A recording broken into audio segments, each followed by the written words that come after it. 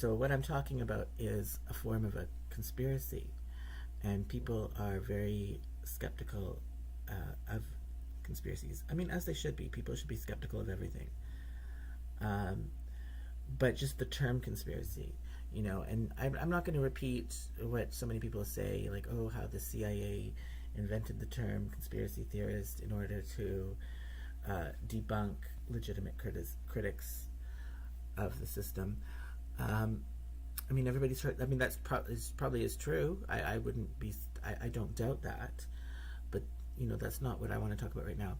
I just wanted to make the point that, like, isn't it preposterous to think that conspiracies don't exist? Like, let's think about that one for a second. Like, so the people who are so quick to dismiss something as not true because it's a conspiracy theory, well, but since when have conspiracies not happened? Like, since when have human beings not schemed, plotted, and connived to backstab each other in order to get ahead? Like, since when was that not part of the human condition? Like, it's always been like that. It would be more outlandish, more outrageous to believe that all of a sudden in the 21st century, humankind came to this new enlightenment where it was virtually never would happen that human beings would team up and plot against a target or an opponent in order to gain some advantage or get ahead. Like, that people had found this new moral compass where for the first time in history people stopped mistreating each other in that way. I mean, that is just like that is just pie in the sky wishful thinking. There's no way that human beings are without that kind of sin. There's just no way. I mean, not all human beings are like that, but there's always going to be a portion of humanity that does that. And to think that that's been relegated to history and that it doesn't happen at all anymore. I mean, that, to me, the people want to make you think that a conspiracy theory, somebody pushing a conspiracy theory, is somebody who is not in touch with reality. But what is more out of touch with reality? Somebody who believes that people are capable of doing the bad thing and teaming up against each other to do the wrong thing, or somebody who thinks that people just are perfect, morally perfect, and would never do that kind of thing. Like, which scenario is more out of touch with reality? I would think the people who are the second scenario, the one that just dismisses conspiracy theories right away on the basis that they're conspiracies. Like, I would think that would be the one that's more out of touch with reality. So I don't even know what the problem is with this. Like, okay, so it's a conspiracy theory. Like, oh, okay, so is the conspiracy true? Like, I don't even know why people are so skeptical, why that program even fucking works. But how I got on to thinking about this was just this article that came up. So here we go. Yeah, it's about Trump, right? What a disaster. Critics outraged as Trump appoints conspiracy theorist as head of FBI. Donald Trump Saturday announced his appointment of Kash Patel as the director of FBI, leading critics to lash out. I pronounced that Kashyap Kash Patel will serve as the next director of the FBI. Kash is a brilliant lawyer, investigator, and America First fighter who has spent his career exposing corruption, defending justice, and protecting the American people, the president-elect wrote over the weekend on Truth Social. He added he played a pivotal role in uncovering the Russia hoax, standing as an advocate for truth, accountability, and the Constitution. Kash did an incredible job during my first term, where he served as Chief of Staff at the Department of Defense, Deputy Director of National Intelligence, and Senior Director for Counterterrorism at the National Security Council.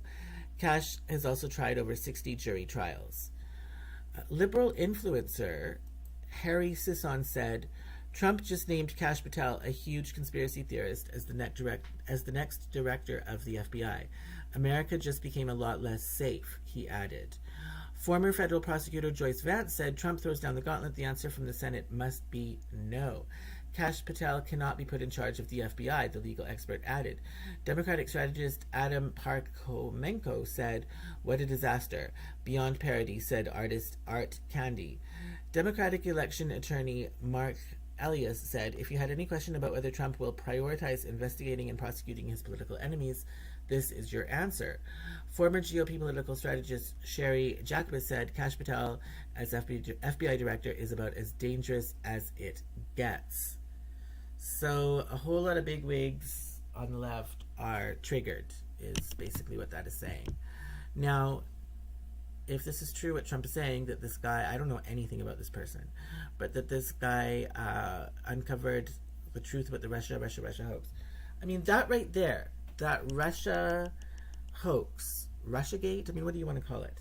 This notion, this idea that Trump and Putin, that Trump was a puppet of Putin and was acting on behalf of Putin for Russia, as opposed to putting America first. I mean, that's obviously that's not true. That's not the case. But isn't that a conspiracy theory in itself? Like, so these people who are dismissing this guy because he's a conspiracy theorist, well, it sounds to me that he was pushing back against a conspiracy theory. So, so the left has conspiracy theories too, right? And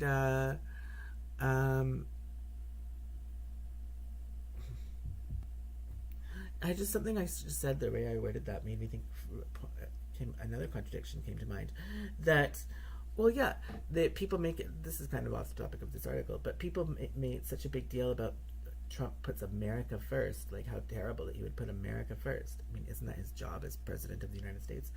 But that was the whole problem with the Russia conspiracy, was that he allegedly wasn't putting America first because he was compromised by Putin for Russia. So which way do you want it, bitches, on the left? Do you want it to be America first or not? Anyways, I'm in a mood. I didn't get much sleep last night. Kash Patel, I want to Google that name. I want to see what this guy looks like, because I have a feeling that he is not white. Let's see. Don't look too white to me. Right, he looks brown. I mean, the name, is that not a Sikh name? I mean, it stands out to me. I mean, I come from Vancouver. The Vancouver area has the largest number of Sikhs anywhere in the world outside of India. So I guess I was culturally aware the name jumped out at me as a Sikh name. And so he does look brown. Not wearing a turban though, so I'm not sure if he's a practicing Sikh or not. That is a religion after all, not a race.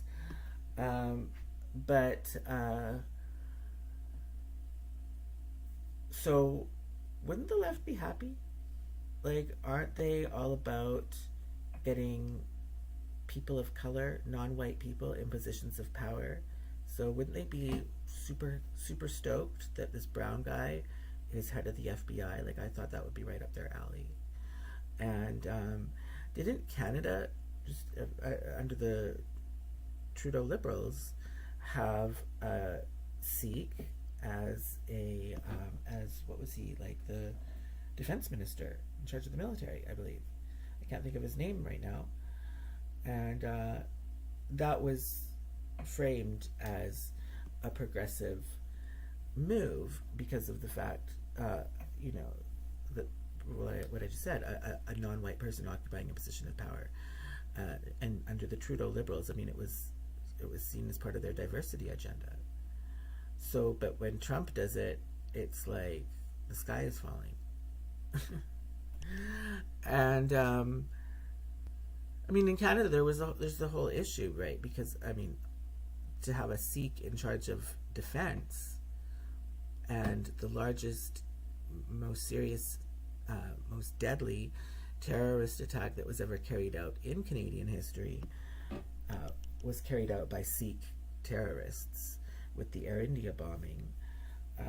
So, there were some people who actually would have had a problem with that, having a Sikh in a position of being in charge of defense, given that.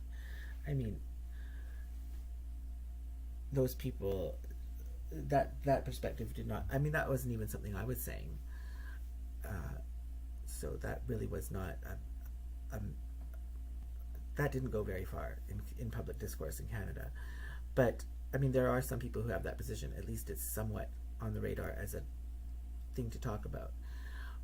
Where is that? Is that being talked about in this case? No, it's just, I would think the left would be celebrating, is what I'm trying to say.